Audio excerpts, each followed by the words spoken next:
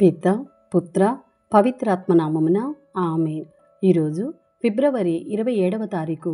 Mark సువార్త 9వ అధ్యాయము 41వ వచనము నుండి 50వ వచనం వరకు.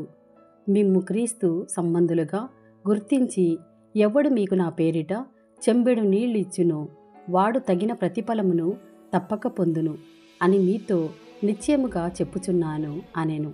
నన్ను విశ్వసించు ఈ చిన్నవారిలో ఏ ఒక్కడైనా పాపి అగుటకు కారకుడగుట కంటే అట్టివాడు తన మెడకు పెద్ద తిరుగటి రాయి కట్టబడి సముద్రములో పడద్రోయబడుట వానికి మేలు. నీ చేయి నీకు పాపకారణమైనచో దానిని నరికి పారవేయుము.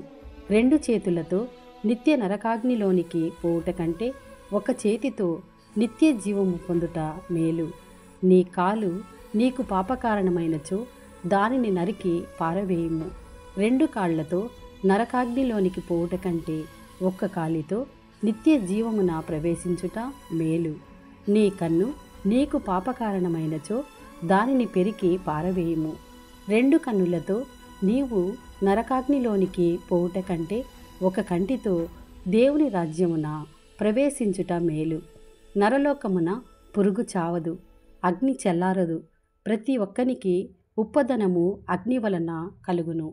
ఉప్పు మంచిదే కాని అది తన ఉప్పదనమును కోల్పోయినా తిరిగి మీరు ఎట్లు దానిని సారవంతము చేయగలరు?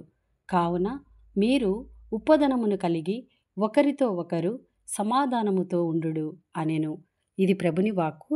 సర్వేశ్వరునికి వందనములు.